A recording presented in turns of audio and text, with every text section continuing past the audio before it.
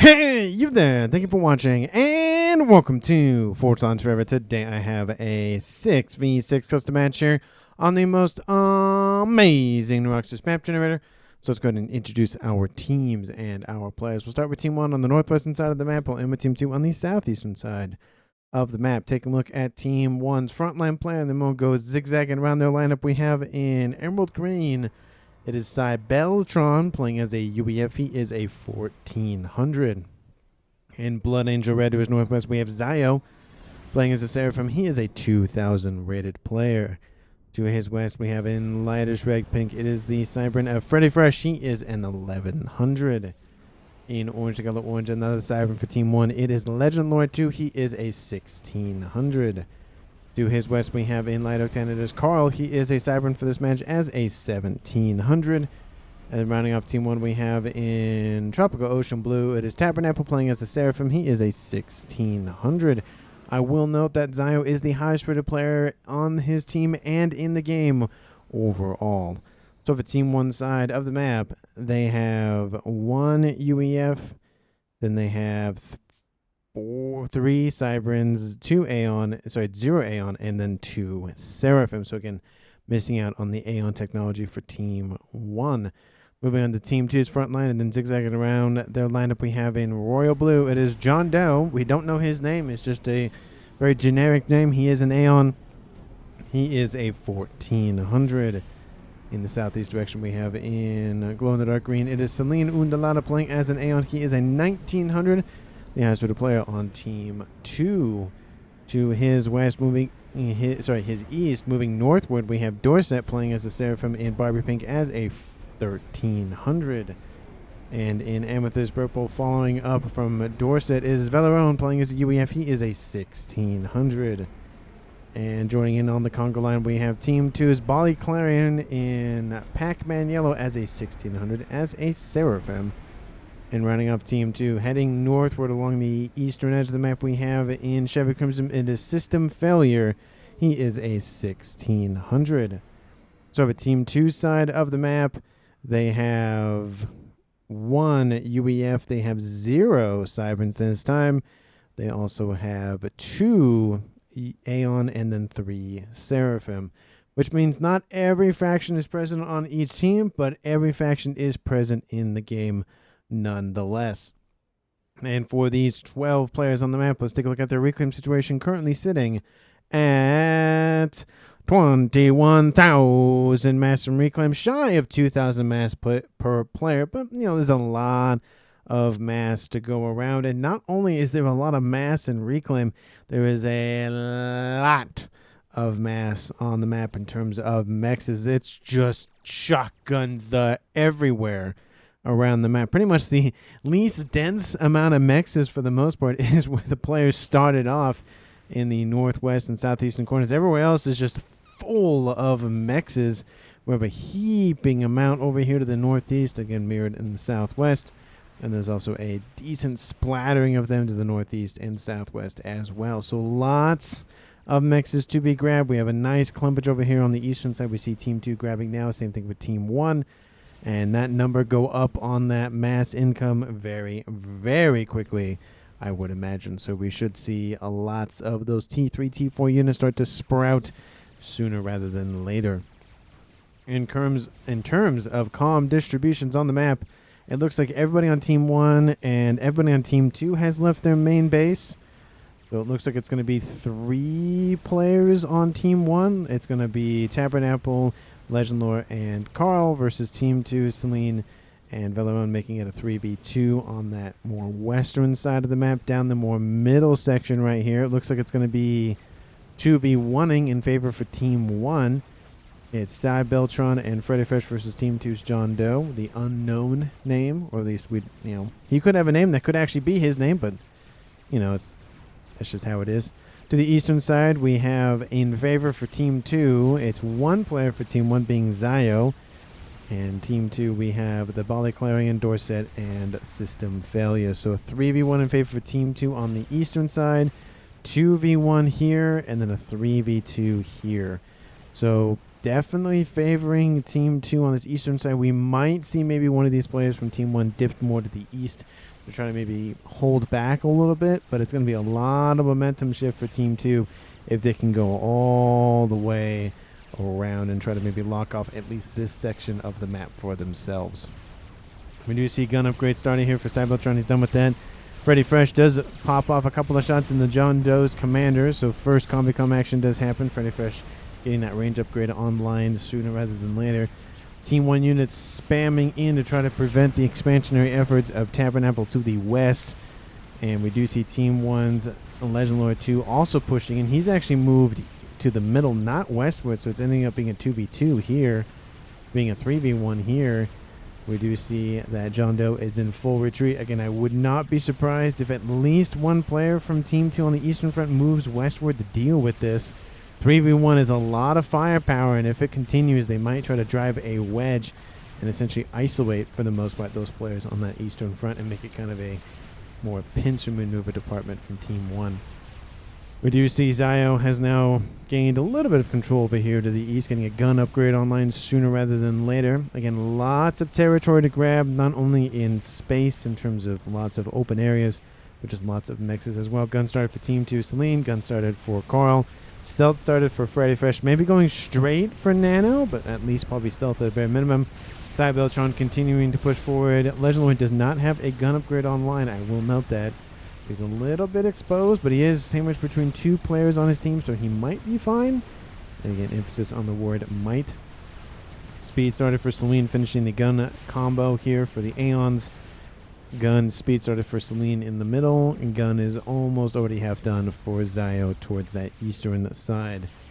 So nothing too bad here for Team 1 and Team 2. No one's died yet as of right now, so that is there, but I will note that it's starting to a little bit be carved maybe in Team 1's favor, given they're slowly pushing in towards the middle. Again, that eastern side might be a weak point for Team 2. We are seeing a little bit more pushback on the western side from Team 2 against Celine over here.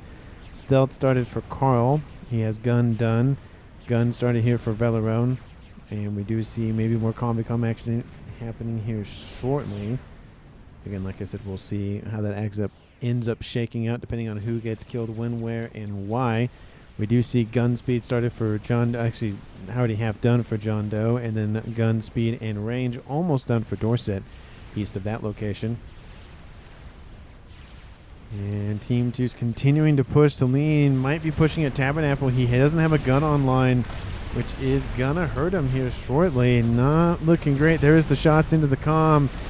Ooh, yeah, not super great. Tabernacle actually turns around, and this might be the first kill here for the game, and specifically for Team 2. Lots of Aurora inbound. We have interceptors. Don't know what they're going to do.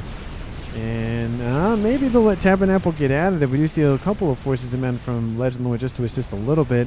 Middle of the map, we are seeing some units starting to huddle around John Doe's position there. It does look like Tabernacle will get out of there, but he is heavily damaged. Needs to make sure he is aware of his remaining hit points, or he might just get killed by accident, on purpose, or both. We do see Bali Clarion started his gun upgrade to the east. Zio only gun online, dealing with these T2PD emplacements. System failure also has a no gun actually online. He has more the engineering focus with the engineers, not his comm. We do see a couple of mobile missile launchers online moving into position for Zio.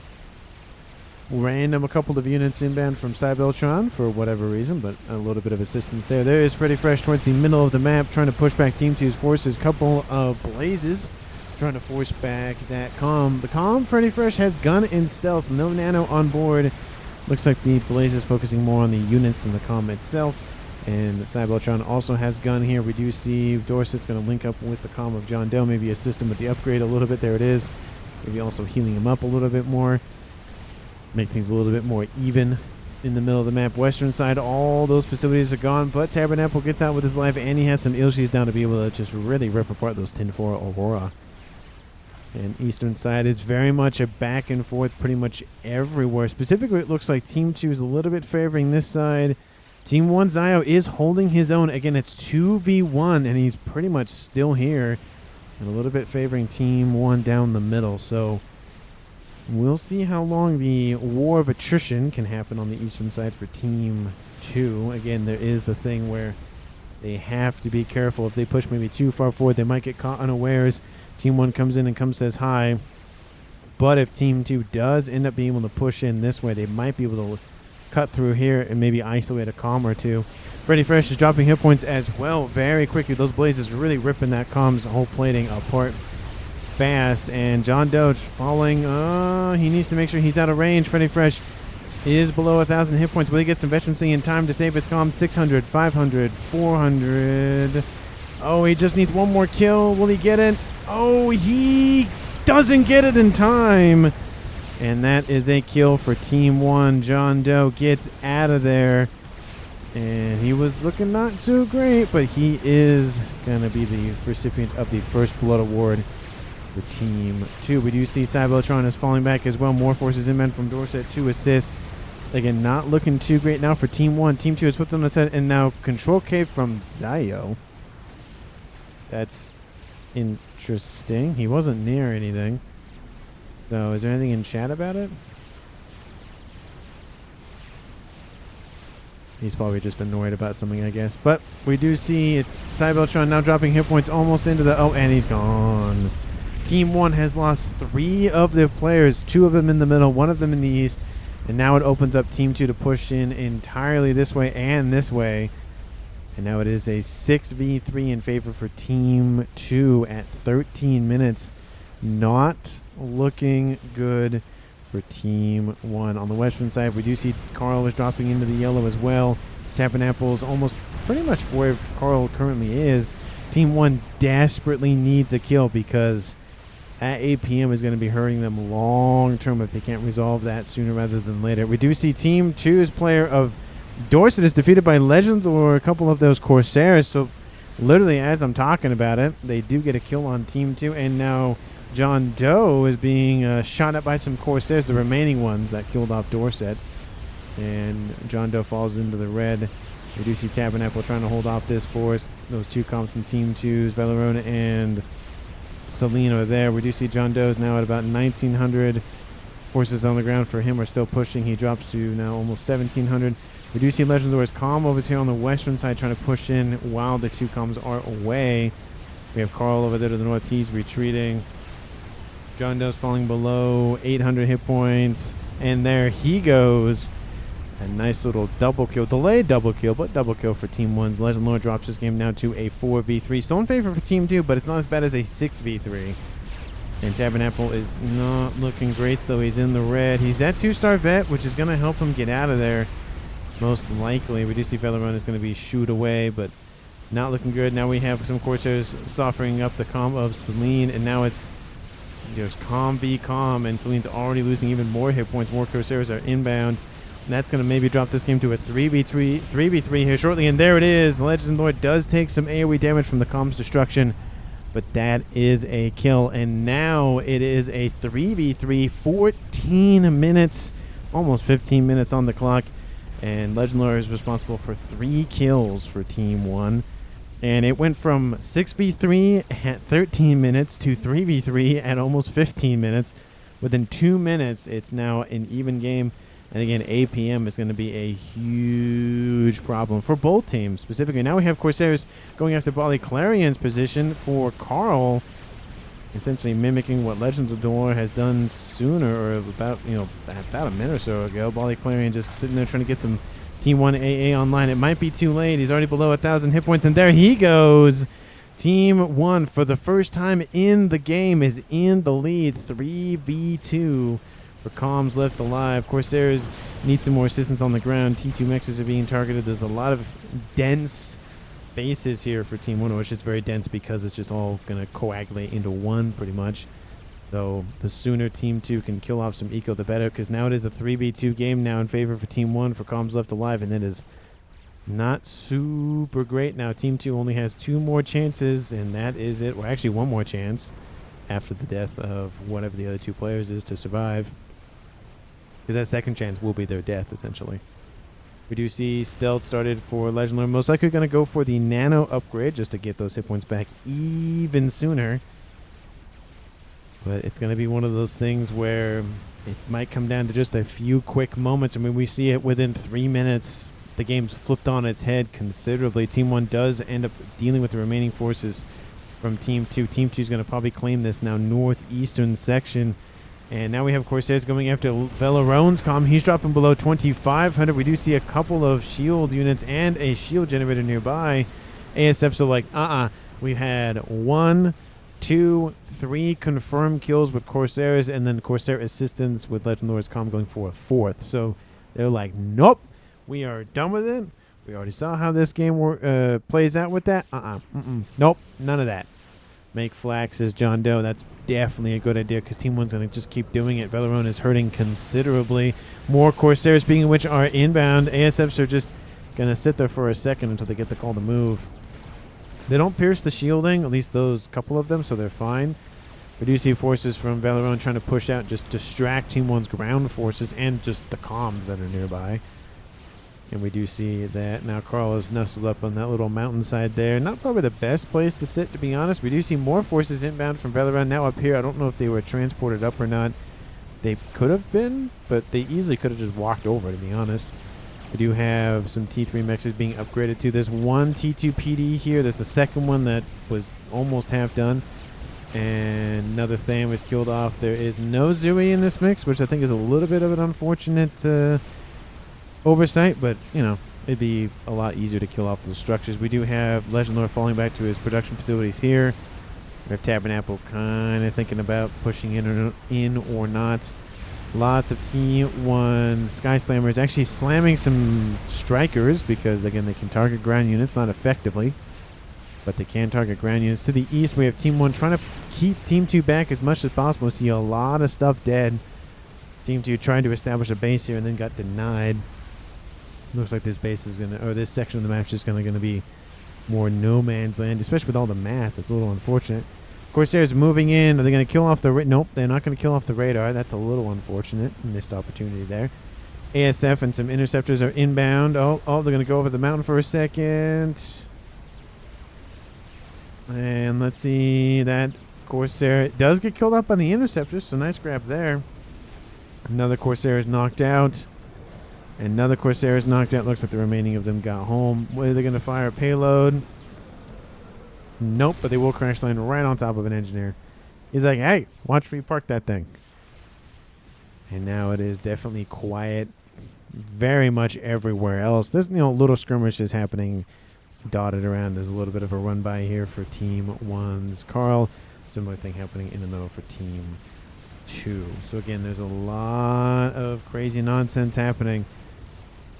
And Tabernacle looks like he's going to escape back to his base to the north. Maybe there is an avenue through this little mountainside here, so there is that to consider. But it's not looking too bad for either team, to be honest. Could be a lot worse. One team could have lost by now. Granted, if they did, I probably wouldn't be casting the game, given, it's not even 20 minutes on the clock. But, crazier things have happened. We do see Mongeese continuing to push forward. Couple of Ilshi's, not going to be more than enough to stop that little push of Mongeese. Again, it's killed off some mexes at a bare minimum. It's not the best thing on the planet, but it is something, which is better always than nothing. And to the west, we do see the comm of Carl getting into it with some Ilshi's from Team 2's Velarone saying, hey, stop it, go away. And they're like, nope. And he's like, well, okay, we'll stop it. We do see Legend Lord's comms also here as well. He's dealing with them while Carl moves somewhere else, I guess. We do see some T1 PD stacking up here just to prevent any access this way, or at least slow down the access.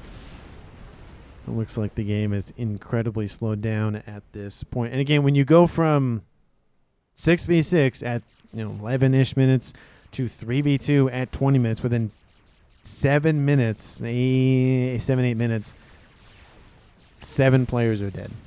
More than half the players in this game are dead. And the game goes for about 46 minutes, or another 25 minutes or so. There's still a lot of time for stuff to happen.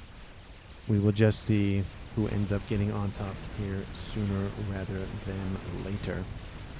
It looks like another push inbound from Velarone, trying to force their way forward. There's not really a lot here for Legend Lord to stop this, so it's going to be just a straight up win. We do see Carl is sending some forces this way. So again, while a force moves northward to attack Team 1, a force moves southward to attack Team 2. And some forces on the edge over here. A couple of loyalists running amok. System failure trying to deal with them. They are able to kill off that one last mix. A couple of loyalists do make it through. Should be easily stopped though by Team 2 just because there's, you know, a long way to get to whatever protected stuff they want to go at. Oh. That's probably something you might want to protect. 21 minutes on the clock. And we have system failure going for a nuke. He's at 200 almost, and Veleron's at 430. In terms of eco, honestly, considering all of the nonsense that's happened, not that bad in terms of Team 2 being that far behind of Team 1. I mean, it's less than 10%. Not that bad. You do see a little bit more build up here for Tabernacle. He's getting a monkey online. That'll help secure things considerably. But again, there's a force inbound of a lot. Actually, there's, I think, maybe a little bit less than the amount of Strikers in this mix for the Asylum situation. There's a lot of shielding, which I approve. But if you can't actually fire at your opponent because you don't have anything that has weapons on board, kind of not effective those shieldings are. Team 1 in this case will just keep shooting at you until you die anyways, if you just take them a little longer. And they're flooding the zone. Tabernacle, did his comm get... Where does comm go? Oh, he's on a transport. He's gunning at it. I just completely focused on the forces here. The Monkey Lord will most likely be denied. There is a Percy or two mixed in. There's some Obsidians mixed in as well. Also looks like some PD. And they've dealt with a lot of the shielding already. And they're actually targeting all of the... Looks like Obsidians first. It looks like Team 1 might be fine.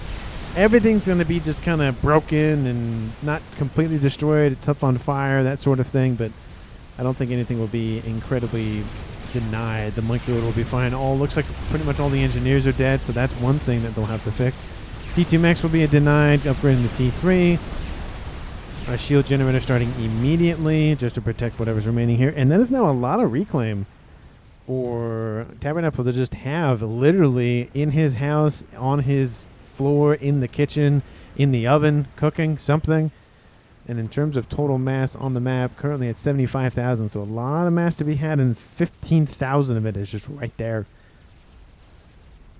And it will help scale Tabernacle's eco and help finish the Monkey Lord. To be fair, you just will need to scoop it up and then turn it into the Monkey Lord. Team 2 on the western front. Do we see any experimentals started yet? No. The nuke, how are we looking on the loading? It is going. It's going to take a while. Make EXP dude says... Somebody on Team 2, looks like that was John Doe. They are not aware of the nuke launcher, which is a little unfortunate for Team 1, but who knows? They might not have enough to deal with it. We do see a couple of gunships now being spreading out here for Tabernacle, using that quite effectively. Not really air control for either team. They just have ASFs. There's some over here protecting their gunships, and there's some over here for Team 1 protecting their gunships. So doing similar things at the same time isn't a bad idea. We do see some Percy's conga lining it, and there's more PD being built, but if they start grouping together, this should be enough to storm the gates. We do see the PD starting to get... Oh, that's PD. The Percy's getting a little bit closer to the PD, but really aren't pushing in that quickly. There's more Asylum, more shielding being built. Missiles are coming in as well. A Spearhead, which is nice to see. There is some TMD here. There's not a lot. Monkey Wood is going to try to be finished. It's almost in the green. And looks like they're trying to find the good balance of within range for the missiles, but not within range of the PD. I think that's what's happening over there right now. Oh, who knows? I think they might just charge forward. Never mind. They are going to do that. And the Monkey Wood is... Oh, it's almost done. But it looks like maybe they're going to use the Monkey Wood as more of a bullet sponge. Unless the Percy's retast their shots onto something else. It looks like the Monkey Wood might serve its purpose in just having HP at a bare minimum. It definitely would help win the fight 100% for Team 1. But with all the PD here from a Tabernacle, it might just be the thing to win at least this engagement. We'll see. A lot of the reclaim has already been scooped up, so it's not like Team 2 is going to get that at this point. And most of the engineers are being targeted. It's super close. It's probably 96 or 7%. Even the Monkey Lord finishes, it will be denied pretty instantaneously.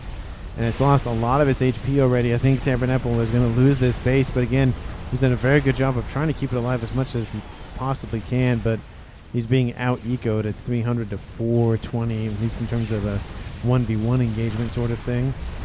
Often comes off the assembly line. A couple of strikers there to help it. The monkey lord was so close to being finished, but it is going to be denied. Bombers are helping a little bit more. Percy's are hiding on the western side now, outside of PD range, and that is the end of that. We do see some whalers are starting to move in now. Is there a lot of AAs? A couple of skyboxers, but looks like they're going to be focused down first. Yeah, they go straight for them. They're not going to let them live much longer. There goes the monkey lord. It was almost done.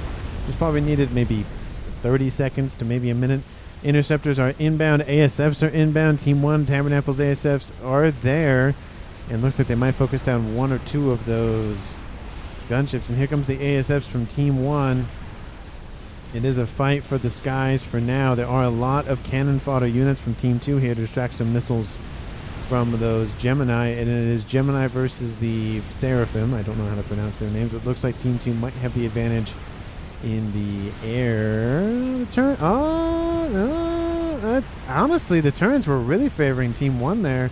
Looks like he's going to turn back around and try to just get things more situated, but it looks like, yeah, he wins that fight. No, he's still, there's still some ASFs there, so he doesn't necessarily win it outright. Okay, here we go again. ASF's coming in. ASF's not really doing anything for Team 1.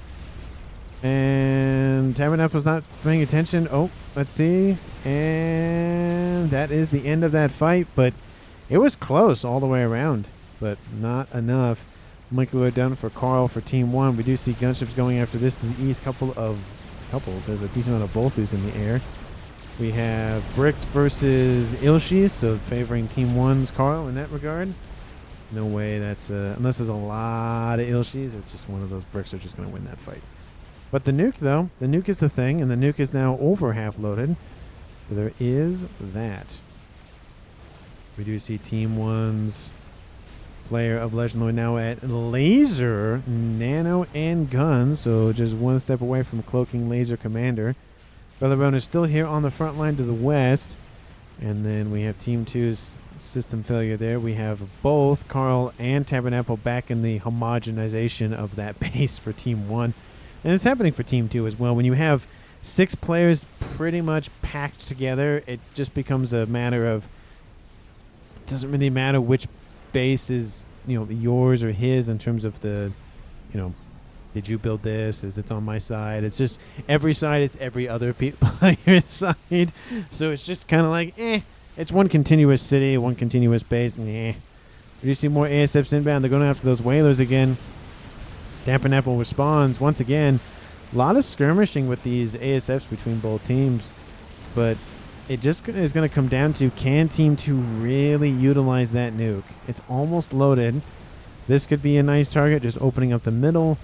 This has an SMD, which will be loaded. There is an SMD there, and it is loaded. So realistically, can he sneak a nuke in, which I think the answer to that question is no. So 2 SMDs guard the entirety of Team 1's core mexes and base.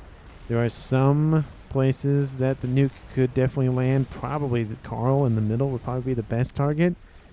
And just send forces this way and kind of force his attention. Because he's kind of more sending his forces more eastward because there's a lot of room. Looks like some wall sections were being built by Zio to try to ward off Team 2. But Stem Failure said, nope, no thank you. I don't need your wall. Go away by. We have some Harbingers now moving in to the Autumn's territory. Whalers inbound, and looks like they're targeting the engineers, trying to slow down the construction of the monkey lord, which they will kind of succeed. I don't know how many engineers were there, but it's there now, and they're going to try to rebuild. That nuke might just go after that, to be honest. That's really the only 2 targets. If the nuke goes in for the main base, I feel like that's a little unfortunate. There has been SMD scouting already, so he's definitely going to probably lean on the caution of, okay, they probably have that loaded. They probably have seen my nuke, which they have seen his nuke. It just hasn't been marked by anybody on Team 1. We do see that monkey lord pushing in on the eastern side of things. And lots of interceptors. Still seeing some Team 1 air units flying around, which besides scouts, which I think is kind of interesting. We don't see that longer term. And that's probably just because System Failure is deploying T2 gunships, and you can pretty much get away with just interceptors. You need a decent amount of them. but you definitely can really deal with T2 gunships pretty quickly with just interceptors. T3, you definitely want ASFs. Unless it's a lot of interceptors. And it has to be a ton. And here comes the Microwave crashing in on this nice little PD section with some shielding. The Microwave is going to take the bulk of the damage here because it's designed to do that. The bricks are going to come in, and even if the Microwave fails, probably mouth things up. And here comes the Autumn's going to focus the Monkeywood, of course. The Nuke is outbound. It does go for that central location. And PD, and there they go. And now the Monkeywood will die, but it filled its duty. And now it just comes down to Team 1 have enough to be able to win this fight, which, honestly, I don't think so. There's a lot more Autumns now for system failure, and it looks like that's going to be enough. Team 1 is now starting to pull away on Eco. It's 1.1 to 900. Satellite escorting a Fat Boy for Team 2's Velarone. So UEF does UEF things. He's building another one. He's building another one. Actually, that's PGen. That's another one. He's building them far apart, which I like to see. They're not easily just focus on one location and kill them all off. Kaboom! Wipes out that front line. Some T1 PD survive, but honestly, it's not a big deal. I mean, it is a big deal, but I mean, it wasn't vital structures. That sort of thing. Cloaking has been started by Legendlord. Doesn't matter, though, because that satellite is overhead already. And it should see them if he stops to shoot at them, maybe.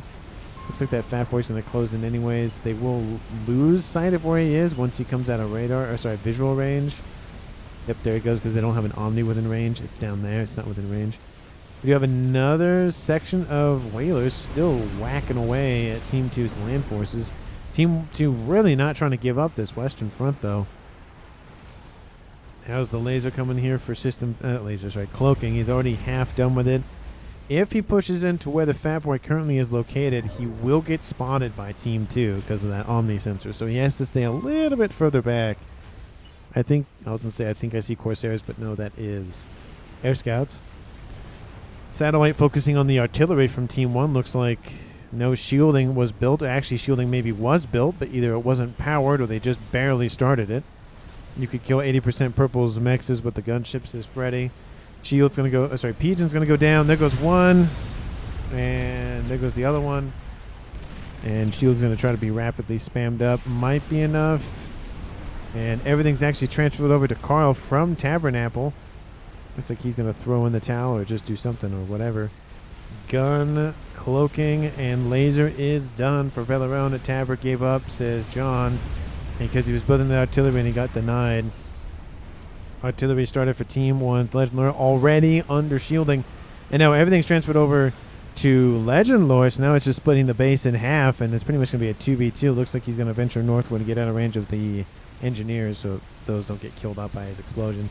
So essentially at this point, it is a 2v2. I don't count that as a kill. That is a straight up Control K, leaving the game sort of thing. I don't count it. We do see that laser gun upgrade is now within... technically visual sights of Team 2. We just can't actually see him. And the Fat Boy is falling back. Once he reaches that red line, there's Tabernacle's Control K. Yeah, we knew that was happening. And unshielded, says Bally Clarion, talking about a couple of pigeons that are just kind of sitting there. And he ventures into range. And there he goes back out of range, so they can't shoot him anymore. And looks like that's going to be the end of those Ilshi reign. He's going to get some veterancy. He's already at 5 stars, so never mind. And Team 2 is probably aware of that. They need to deal with that sooner rather than later. We have gunships inbound for the Fat Boy. That's the main threat here in the middle. ASF's going to collide once again. Looks like Team 1 might lose this fight. Looks like they're kind of doing the wild crazy strat versus the very tight circle strat, which can work. Both strategies I have seen to be effective. I think partly it just depends on what units you're using, I think is what it comes down to. But pretty much what's mostly happening with these air fights is that both teams are being severely drained of ASFs. I mean, yeah, Team 1 has a little bit, but I mean, at this point, a squadron or so is not really a big deal. Team 2 could easily just build a couple of AA emplacements and call it a day. Ooh! I felt like I was a little bit targeted by Team 1 for just those engineers in particular. I mean, there's the satellite that could be hit. There's another satellite that's going to be started. There's that one that's done. The nuke, of course, is already spotted by Team 1. They could easily try to go after that. This is painful, says Celine. Looks like they are targeting that SMD. That's not shielded, and it's gone. That hurts a little bit. Yeah. Team 1, you have... Oh, that's not who I thought had the artillery. That's Carl's artillery piece. The other artillery is over here for Legend Lord. 34 minutes on the clock. Land forces are not going to go the western way, it looks like, from Team 2. They're going to go the more main aperture route, which I don't blame them. That tiny little gap is very much a kill box waiting to happen. Even if they go through that, Team 1 can easily set up another one here and fire that way and that way, because they bunch up there and they bunch up there, so you have nice little, you know, alley points to just shoot down. Team 2 has a huge portion of the map under the control, more than 50% of it at a bare minimum, but they are not leading eco because they're trying to deal with, you know, continuing the assault. Team 1's kind of just been turtling up and trying to get as much as they can out of their core mexes, and it looks like they pretty much have tapped out on what they can upgrade at this point, at least in their main base. And it looks like that second satellite has now reached the northern side. Second artillery is also online. Needs more shielding at a bare minimum. At a bare minimum. Looks like the artillery is targeting the air grid. T3 landed quarters might get hit. I don't know what exactly the focus is, but they kill off a P-Gen. How's Velaron's power? 500 power at this point isn't really a crazy amount, but it looks like system failure is giving some power over to help keep the lights on for Velaron. But again, if he starts losing some P-Gens, not going to look good. And that shield is now down. Shot a little bit more north, but the other shot's going in over here. We have another P-Gen that goes down. Not helping things. It's draining Team 2's power one way or the other. You can see he's dropping. Oh, no. Okay, Velaron's back up. Looks like he was maybe building something. Omni's over here on the western side. Decent amount of P-Gens with some shielding to protect them. Velaron's comm as well is protected for the most part. I don't see a lot of AA. Well, there's more AA there. I don't see a lot of PD emplacements, but it does have units, so that kind of acts as a more mobile PD. Now we have a nice little... Is that a personal shield one? That is a personal shield one. Rambo preset is inbound on that western side. Team 1 PD again stacked up is coming in quite handy. It is being slowly eradicated by the Harbingers, but it is slowing them down at least a little bit. Satellites are falling back. I don't know why. Team 1 going for Crab. That's almost done. 36 minutes on the clock. Artilleries. I don't think they're targeting the same thing, though. Oh, nope, they are. I think they are targeting the same thing. Satellite has already been hit once. More drones. More of those engineering drones being built. Ooh, got the emitter on that. Oh, sorry, the generator on that one. I always want to say emitter. There's another shot. Ooh, that's a third. That's 3 satellites now online. Shield's about to be finished. Hits one of the satellites, so that's 33% of the issue dealt with. We have gunships moving in. We have Legend Lord's comm moving in. He's going to get there a little too late, but not late enough to stop the main concourse of nonsense. And the artillery, again, it's going to be able to chew through most of the shielding. It's heavily assisting this one, which will protect only that satellite installation. The other one is just going to be kind of left to die. Again, as a reminder, the SACUs do have Omni on board. It is the Crimson Ring. So Team 2 can see Team 1's Legend Lord's commander that way. He has a lot of hit points still. 20,000 plus an additional 26 with this, well, total 26. Give up, says Joe. I don't think Team 1's giving up just yet. It is 2v2, 37 minutes on the clock. Let me know down in the comments who you think is going to currently win this game. Of course, if you haven't, because why not at this point, hit the like button and subscribe to the channel. And more, we see a little bit of the divide happening between the two players on Team 2 just by the coincidence of Team 1 targeting two different things. Another artillery maybe? No, they are producing more chickens. And the other units from Team 2's Velaron are being driven away. There's only one Fat Boy so far. There is a Crab inbound. And not that many Harbingers. There's a little bit more lightning tanks than anything else. Yeah, a little bit more than that, but they're being chewed through now. And Satellite's really focusing on this. Shielding is being heavily assisted, but it's split between two of them. There is one P-Gen that did get hit, and it looks like that one was destroyed as well at some point. That one's back online. 2 Microlords are inbound. Lots of Team 1 spam. Zooey inbound from the east from system. And Megalith is chasing after that Fat Boy. It looks like Team 1 has routed those forces from Team 2. They're kind of stuck in this little bay area, but on land though. And that Crabs need to keep walking to make sure he continues to chase that Fat Boy. He does hit the shielding because there's a unit there. Shielding is almost down. Lightning tanks are pretty much dealt with. Is the Fat Boy? The Fat Boy's not faster than the... Oh, no, he's not. I was going to say, I don't think the Fat Boy... I think it's a little bit faster, that Megalith. But not by much. And that Fat Boy gets a tiny bit of efficiency at the last second and then dies. The chicken really doing a lot of the work here. Legendlord is going to spam up some land facilities just for engineer purposes. We have the eastern side. Carl is not dealing with the Authams. It was Zooey, and they went immediately upgrading to Authams. Where's the other monkey wood? Did it already die? I think it had to have somewhere. Shielding is collapsing because the additional firepower from Team 2's system failure. The shields are trying to hold. If more focus fire happens, it's not looking good. There's a lot of dead stuff for Team 1. Monkey Lord is now inbound. That other one must have died. I don't see it. It's wrecked, though. Brother Run sending forces down the middle as well. Nuke is inbound once again. SMD is down. I repeat, the Eastern SMD is down. That nuke will be 100% killed. Sorry, that nuke will kill something 100%. Carl is stuck there. He needs to move. He's going to die here, and I think it might come down to 8 p.m. once he dies. We do see, I guess the Monkey Lords went south to not stop this push. What I think is odd. They could have just held up underneath shielding and called it a day. Nuke is already halfway over there. I don't think he's going to get out of there in time. They will kill... The satellite will be killed off. Lovely, says Carl. Yep. Coming right for him. And there goes the nuke. It probably... Oh! Kaboom! It would have killed him if he stood there, but he got out of there. The remaining forces on the ground for Team 2 have been dealt with. And the artillery was able to chew through some of the shielding, but not all of it.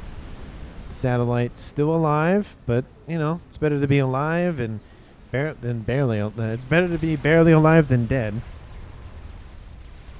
And there's 3 satellites? Where's the third one? Oh, it's nestled on the edge of the map. That's why I didn't see it. Second artillery is now exposed. Looks like the SMD might be the target. Scathis has been started by Team 1. That might be a little ambitious at this point. And the Monkeloids are going to be escorting that Megalith. And I think everything from Team 2 is going to be sent to deal with that. Look at that. You can see the curve happening. Looks like they're just going around the mountain, but we could send them southward to try to intercept. And it might come down to, can Team 1's land forces get to Team 2's side of the map in time? The shields are not holding to protect the artillery, and the artillery is already down. Mass fab chain could happen easily. That could be a deadly thing. Gunships over here from Team 2 as well. There's ASFs right there. Legend Lord not noticing. It's a little unfortunate. It hurts me so much that system hates building mexes. Well, I mean, isn't he have more mexes? Well, Team 2 is leading the eco. I don't know what that's in reference to. There's not a lot of stuff for land forces between that group of forces and... Well, there's some here. There's Ilshis here, but nothing after that. Give up, says Carl. He's still holding the line. He's not stopping. Well, how's that nuke going, by the way? That's probably going to be a big thing. Oh, it's almost loaded. 112,000 mass. It will kill off something on Team 1. If this SMD does not die, which it will die right about now, it's going to be close. If that P-Gen does not get destroyed, that SMD will be fine. I think this is definitely overly ambitious, but you know, it could have worked maybe. Those lasers should be done. There goes the SMD. Is there a backup one? No, there is not. And Team 1 is open for a nukening again. Those units need to get there sooner rather than later. They've stacked up some interception forces, but in the power of multiple Monkey Lords, they get ripped apart very quickly. And they're just feeding veterancy, and those Monkey Lords are becoming a little bit stronger. Not DPS-wise, but just HP-wise.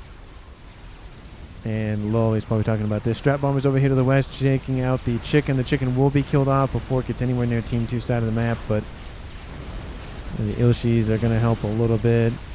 Maybe they're going to run right head first into that Monkey Lord, maybe boop it a little bit. They might kill off the one Monkey Lord, but he is getting a little bit more veterancy, though, so maybe not. And we have bombers over the top of the chickens. Ion Storm, of course, is raging over there. Lame Sats says, Legend Lord, hey, the Monkey Wood's still alive. 2,500 hit points. And that one will be hit. Oh, they don't? No, they don't target. Oh, now they do. I'm like, they're not targeting that one? 43 minutes on the clock. Team 1 still holding their own. Most of those forces from Team 2 are dealt with. There's like a little bit of force and then a little bit more. And then there's another bulk of forces. There are some breaks happening. Is Legend Lord going to go for... No, he still has cloaking. Oh, this is a good point. Does Team 2 have a backup Omni? Because it looks like they lost... They have one over here, but not within range of anything. Looks like comments made by Carl. Strap bombers inbound. 2 Monkey Lords remain. Looks like they're going for that one. There is that crab coming in. Satellites now have fallen back. At least one of them. Actually, that's a new one, so not fallen back, but still... Monkey Lord, 1-star vet, 2-star vet. They're targeting the star vet one. There is a FAF war that's about to be finished. And Carl is defeated by Velarone by the satellites at the very end, or close to the very end. And Legend Lord's going to get everything better than Control K after 4 minutes. Like, yeah, wasn't super good. He immediately pushes them forward. Fat Boy is denied. Yeah, there's just draw, straight line through. We do see lots of forces stacking up here. That crab might just get intercepted, to be honest. And Strap Bomber still pumping out payload after payload. Monkey Wood at 3-star vet. We have PD being built as fast as possible. Fat Boy is about to be finished.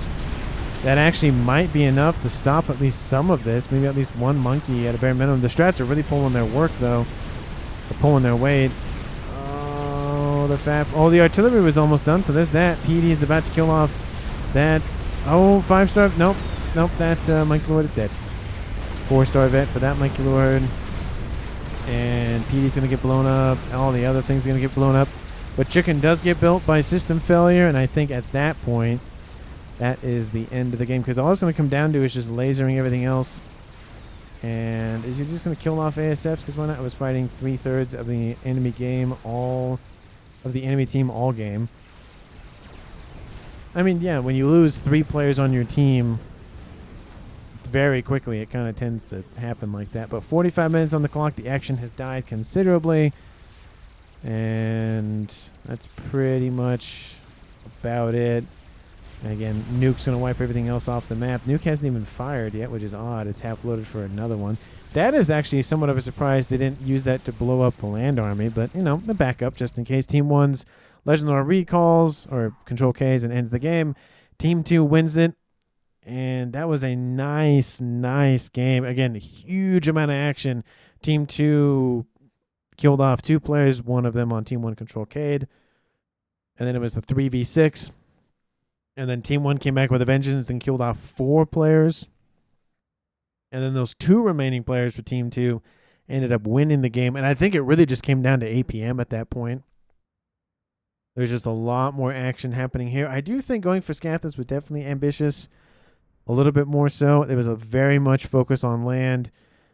You know, had he built, you know, maybe 1 or 2 chickens and kept them here, that probably would have prevented the SMD from falling. Then the nuke probably wouldn't have landed. Then maybe the game would have gone on longer. And then maybe at that point, maybe start Scathus. But I don't know. It just seems like I get what he was trying to go for. He was trying to end the game. He was trying to win the game with that. But I think the immediate threat was the land. And I think he just missed it too late. But let me know down in the comments what you felt about the game overall. MVP, I'm going to give it to both of them. Both of them did very well. Constant air fighting kept Team 1's ASF low from system failure. And, of course, that constant pushing on the eastern side. You have pushing from the western side as well from Velarone. He did not go this way, which I do applaud that because that would have ended in disaster considerably. Team 1 did stop him there, but he did keep pushing this way and helped crack that aperture there. So let me know down in the comments again what you felt about the match. I really do appreciate all the time and attention to give these videos, and I will see all of you in the next one.